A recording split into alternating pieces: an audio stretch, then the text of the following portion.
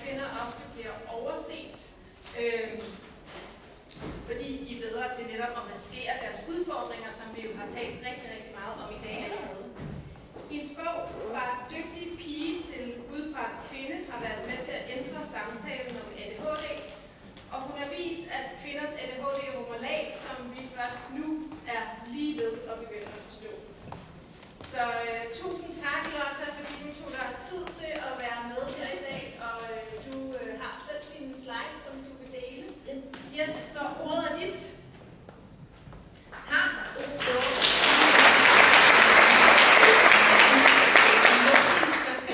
Att ni skulle få också möjlighet att förstå mig, för jag har mycket jag vill säga till er och jag kommer prata fort, så jag går över till engelska. Men stort tack för att jag får möjligheten att få vara med på den här viktiga dagen och få bidra med en liten pusselbit förhoppningsvis till de andra talarna. Jag ska berätta lite mer om vad vi vet idag om läkemedelsbehandling för flickor och kvinnor med ADHD. So now I will switch to English and I will make sure that you can see my presentation.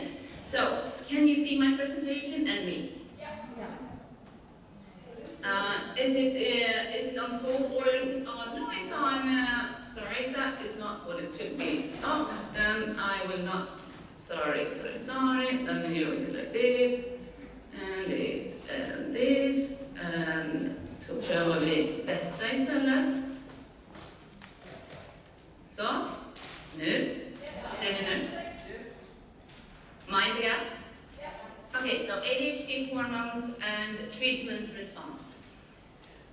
What do we have here? Well, I would like to start off with a story about two children, two young adolescents. We can call them Emil and Emilia. Because this is a story that is become really influential on how we view the difference between girls and boys and women and men in general, and within ADHD in particular. So this really clever research group conducted an experiment where they wrote a story about a boy that they called Emil, for example. And then they handed out this story about Emil, who has all these problems with inattention, impulsivity and hyperactivity. And they asked parents, people like me in healthcare, and teachers and staff in school, and they asked them, why do you think Emil, he seems to have so much problems around friends and in school and everywhere in his life, what do you think that can be caused by? And we were apparently really fast to answer that. We thought maybe Emil has ADHD. Okay, the researchers said, what do you think we should do then if you suspect that Emil has ADHD? And equally fast we said that, well, then you should do an assessment, of course, and there's a rationale for this, because you do this assessment and then there is very effective treatment for Emil. And I'm not sure about Denmark, but in Sweden we have become so good at detecting and referring Emil to ADHD assessment that we are now looking at prevalence rates around 15% for 12-year-old boys in Sweden.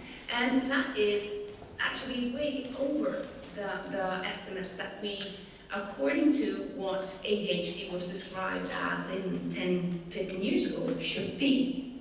But that was not the take-home message of this story, because what these clever researchers did is that they took this story about Emil and they changed nothing about adding 2 letters, Emilia, and then they handed this vignette, this story again, to a new group of researchers, parents and teachers, and asked them again, why do you think Emilia is struggling so much?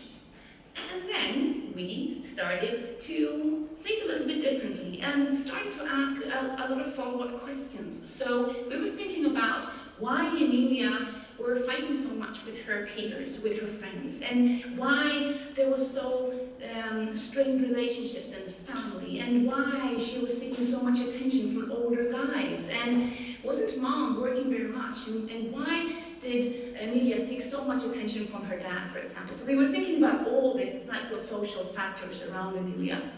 And Emilia, as it turns out, ended up going to the school counselor or to the child and adolescent services to talk to someone. They even often bring in the entire family around Emilia to talk about why her life is so difficult. So while Emil took the biological, medical road, Emilia took the psychosocial road of talking about her problems. And I don't put any value in this because I think that someone, or Emil, also deserves to talk to someone if he needs to. But I also think that Emilia should be able to, we should be able to focus on Emilia's symptoms, also viewing what we know today about ADHD and effective treatment. However, when we looked at this in an epidemiological study of the entire population of Stockholm, we saw that women like Emilia, girls and women, young women, were actually getting their ADHD diagnosis 4 times later than boys and men. And these 4 years, as it turned out, was filled with developing a lot of comorbid problems. So while Emilia was talking about her ADHD to some well-meaning person in her close circle of adult people around her, she unfortunately also seemed to develop a lot of other psychiatric problems. And when you look at this picture of all Emilia's 18 diagnoses across her 18 young years of life, you think that this is something remarkable, but she is actually quite a common example, in my opinion anyway, of young adolescent women or young adult women with ADHD who have lived through their adolescence life without an ADHD diagnosis.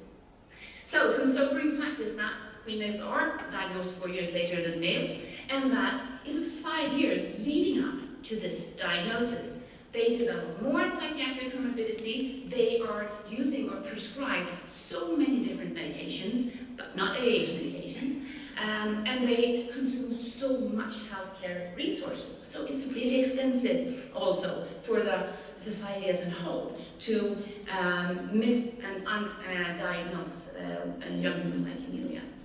And it seems now when we're looking at the research from this perspective, why we miss women with ADHD, like girls and women do have less externalizing disruptive symptoms. But as we are going to talk about today, they do have these symptoms, but we tend to interpret them differently when they are from a female perspective. And that's also illustrated by this story about Emil and Emilia. So they can display the exact same symptomatic picture when we interpret Emil's hyperactivity, impulsivity, and inattention as ADHD, and the same symptoms in Emilia, we interpret them as psychosocial difficulties and emotional difficulties. And when these small girls with ADHD, they turn into adolescent young women, and they are more risk-taking, and they are starting to develop this high level of comorbidities. As adults, women with ADHD, we see in ours and others' research that they have more difficult pregnancies. They more often deliver babies, give birth to babies prematurely. They more often suffer from postpartum depression. They have more severe PMS, PMDD problems, and they also struggle more in the years around menopause and the years that's called perimenopause. So passing these on the other side of menopause, aging women are still very much undiagnosed, that they do have the same difficulties and new challenges that life as an aging woman might come with. So we wanted to follow up on this epidemiological register-based study, and we did some qualitative interviews with young women with ADHD. We wanted to know how they were experiencing their needs and barriers when they were seeking healthcare, and also if they experienced some cyclic hormonal fluctuations and how that may have affected their ADHD symptoms and their medication, the effect of their medication. And we did semi-structured interviews, and we were really intrigued by the results. We saw that 3 main themes were standing out from these interviews with all these women. And the first theme was feeling abandoned and gaslighted, not being taken seriously. And remember what I said that we saw in our epidemiological study, that they consume so much more healthcare resources than males with ADHD and women without ADHD. Still, they felt that they got no help whatsoever, that they had to solve their own problems, and that they got so much questions and scales and forms to fill out, but not a single questions about hormones. And also that there was a lot of shame and stigma around their ADHD-related problems when it came to sex and desire and alcohol and aggression. That made it hard for them to talk to healthcare professionals around that. They also didn't understand how their hormones affected their everyday function and their mood and their way of interacting with other people, and feeling a need to do that and to be able to predict your own mood and functioning. And they thought it was really, really difficult to find any knowledge and to find anyone who knew anything about this interaction with hormones and ADHD and the female specifics. And there is a lot of invalid information out there on the internet. So what do we know? Well, we know that there are differences between males and females, and that female sex hormones have direct access to a lot of those places in the brain where we know that a lot of the difficulties with ADHD is related to. So, and we know that ADHD is associated to dysregulated dopamine levels. So where does then progesterone and estrogen fit into this? Well, progesterone it works through the dopaminergic system indirectly via estrogen, and it can have actually a sedative and anxiolytic effect, and it's dose dependent. So sometimes when women with ADHD say that they don't tolerate the gestagen pills, the hormone, the synthetic progesterone pill, it can be that the dose is too low. And I will show you some preliminary data on a study that we have done with a higher dose of progesterone that you can give in the implant, where specifically it seems women with ADHD respond very well with less anxiety and less externalizing risk-taking behaviors. Estrogen, on the other hand, has also a lot of effects in the central nervous system, increasing the blood flow, increasing the glucose metabolism, basically working as super fuel for the brain and super fuel for ADHD and ADHD medication, as we're going to find out soon. So not taking hormonal fluctuations and biological sex differences into account when you diagnose and when you tailor treatment interventions and medication for ADHD. That is, that is plainly arrogant and just not according to what we know about how the brain works. And we have to then realize that women are not just smaller men, but we have a completely different hormonal system acting on a huge part of our life, the reproductive part of our life, from puberty to menopause. And we and others, like Katina, what I know I've been talking to you before me, have published actually and explored a lot of the difficulties that women with ADHD face in different parts of their reproductive lives. And a lot of this can be also explained by the fluctuation of sex hormones and how they affect the brain. And just a short recap of how then estrogen and progesterone might differentially affect females with ADHD is that during the first part of the menstrual cycle, where estrogen levels are still low and also progesterone levels are low, women with ADHD might experience somewhere more of the attention. Remember that I said that estrogen is like super fuel for the brain, enhancing dopamine activation and activity and enhancing cognitive functions. However, some women can also experience that they become more impulsive and overexcited in periods of their menstrual cycle around ovulation where estrogen levels are peaking, especially if they're also on ADHD medication, stimulant medication that also affects the dopamine levels in the brain.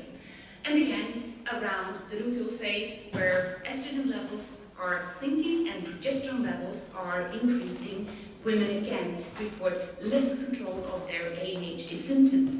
And also,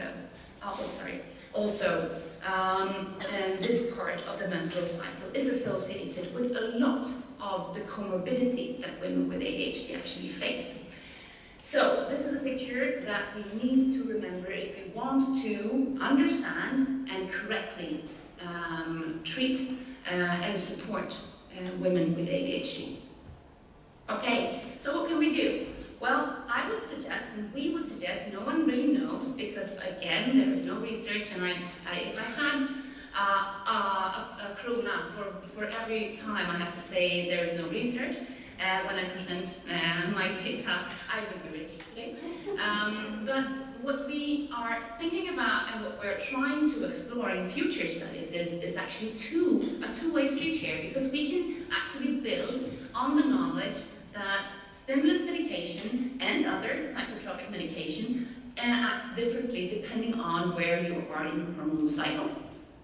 But we can also use the hormonal contraceptives and hormonal treatments that we have to maybe, in the other way around, affect psychiatric and ADHD symptoms. So I will just shortly and very briefly go through this and see if you agree that you can actually target these symptoms from two different ways.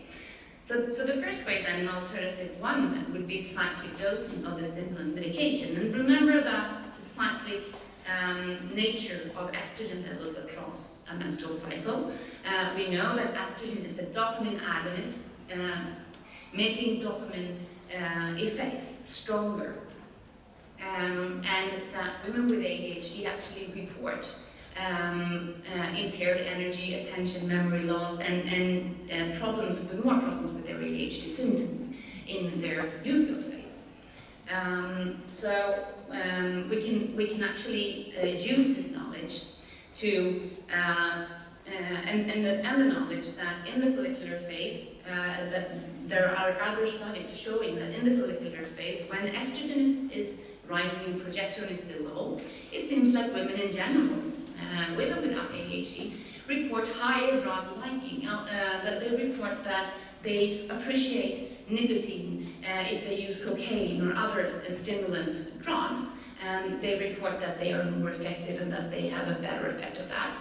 And we can see also in other studies that alcohol and binge drinking seems to increase around this period where we saw before that ADHD women could become more impulsive and almost overstimulated by the high estrogen levels. And also that cravings for stimulants like nicotine and cocaine seems to be higher in the luteal phase and the risk for relapse. And again, we can use exogenous progesterone, like gestalins in contraceptive pills, to actually decrease the craving and the drug liking and to decrease the risk for relapse. So the only study on cyclic dosing that we actually have is a small case study from a group of really advanced Dutch researchers in Sandra Coy's group in the Netherlands, and they have reported and recorded cyclic dosing in 9 women in their ADHD clinic, 9 women with ADHD and other comorbid conditions, where they increased their stimulant ADHD dose with 30 to 50% in the week before their menstruation. And they could report improvements in all these women's ADHD symptoms, but also in their mood symptoms and how they handled and managed other somatic symptoms. And remember again the study that we did, reporting that women with ADHD consume so much healthcare resources, not only in psychiatric healthcare, but also in somatic, physical healthcare. And they also had minimal adverse effects by increasing their dose slightly, and all women chose to continue this treatment regime when the trial and the study ended.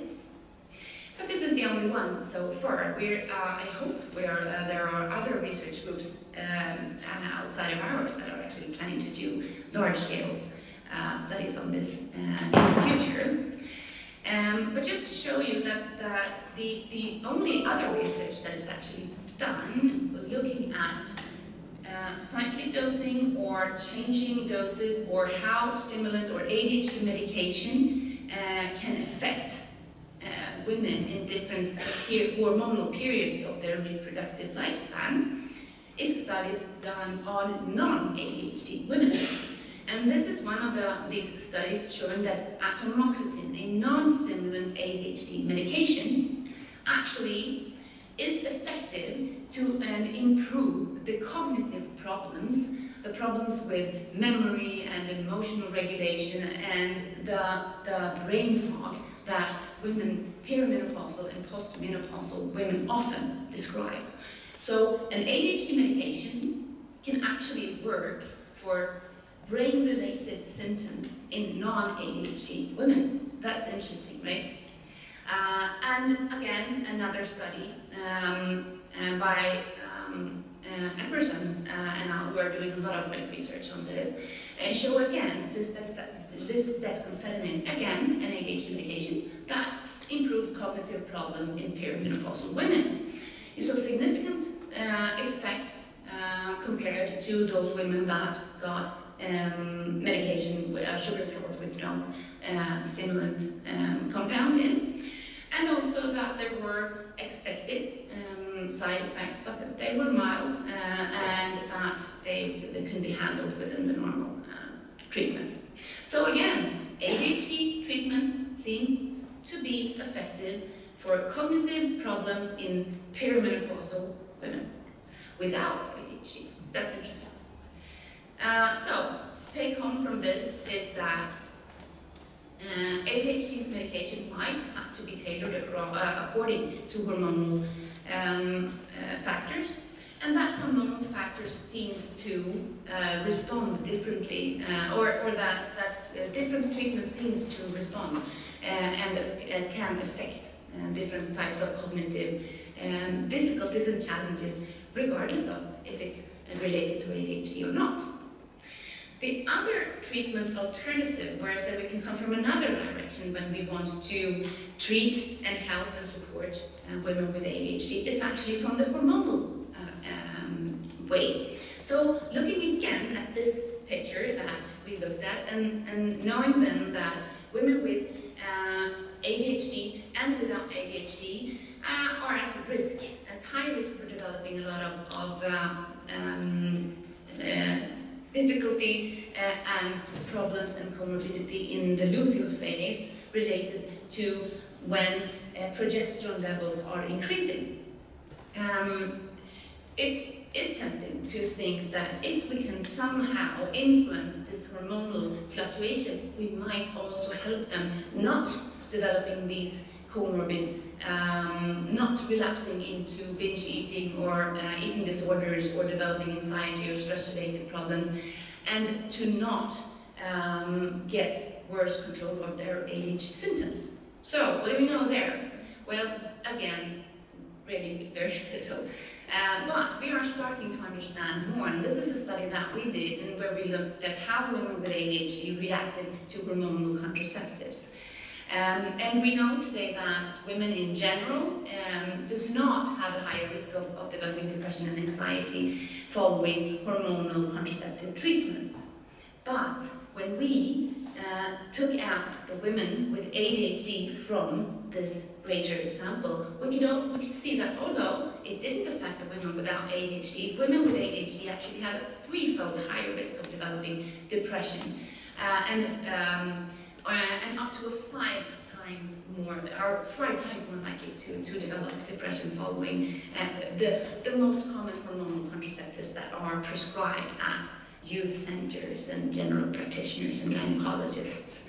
So it seems like women with ADHD might be more sensitive or vulnerable to hormones. And now I'm going to present to you some results that are not yet published, so you can share this with anyone else, but I think it's really exciting, because this builds on a testimony from one of our patients, where Helena, who's a gynecologist, and I were treating a young woman, that were very, very externally risk-taking, and she had so much anxiety. She has ADHD and autism, and we ended up putting her on a progesterone implant, so middle dose progesterone implant. And knowing that progesterone is kind of the hormone that we are afraid of when it comes to PMS and PMDD, we were really surprised that she responded so well. And again, we think that this is this dose-dependent effect of the sedative, the anxiolytic effect, when you get just the right dose of progesterone or gestagens in. So we wanted to see if this had some bearing in a larger population. So we took the entire Swedish population, and what we saw here is that women with ADHD, they really don't, as I said, tolerate hormonal contraceptives very well when it comes to the oral hormonal contraceptives and the pills. But when we use the long-acting contraceptives, and especially the hormonal implant, they actually even succeed, the women without ADHD, in tolerability and continuous use. So they're more likely to discontinue oral hormonal contraceptives, but they do like and stay on the long-acting gestagen implants. And this is really, really important information for every one of us who are working with young women with ADHD, trying to help them not only with their sexual health, but also with their mental health. So, I hope I am not exceeding my time limits too much, but the take home here is that it really is all in your head, and so many of the women that we talk to or have in our clinics tell us this, that they have been gaslighted and that no one believes them and their symptoms. But female sex hormones actually do fluctuate across the cycle in life, and ADHD symptoms and stimulant medication mechanisms are associated to dopamine and norepinephrine transmission, and they potentiate each other. So, even though we know this, and even though this is plain biology, so few of us in clinical healthcare actually address this and take in the hormonal status into account in our medical decision making. And this is something that me, Lena, and Elisa, and many others, I'm sure, today would like to change. So thank you so much for listening, and I hope there's time to take some questions as well. Yes, let's take a few questions. Do you want to do it in English or in Danish? Maybe we should take them in English if it's possible, or I can try. Otherwise, if anyone, let's try in English, otherwise I'll translate. Hello, Lotta. Are you looking at the testosterone as well? No, we haven't really, but that's a really great question, and I think it's really interesting. I think we're just, trying to understand this, but there are other research groups looking at testosterone and impulsivity, so I'm sure there's something there. And also, we know that it's not only estrogen and progesterone that is decreasing in perimenopause and changing, for example, in pregnancy and postpartum, but also testosterone. So that is also one of the female sex hormones, even though the levels are so much lower than in males. So really good question, but I don't know very much about it yet. But I do know that there are things, and that there are some women are actually responding really, really well to a small add of testosterone during certain parts of life. We have one more question.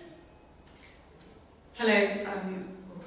Questions on research, reasons or hypotheses on why women with ADHD have a higher risk of premature birth? Yeah. Do you expect lifestyle, or do you have any biological explanation? I think maybe Katrina can help me here. But what we're seeing in this study that we are doing is that it is associated a lot to the lifestyles, to being more likely to be overweight and underweight, and also to smoking and all these lifestyle factors. But there's something above that as well. And there's something outside of also of using or not using medication. So there are some factors that we still don't understand them, and we can't understand the causality, what causes what.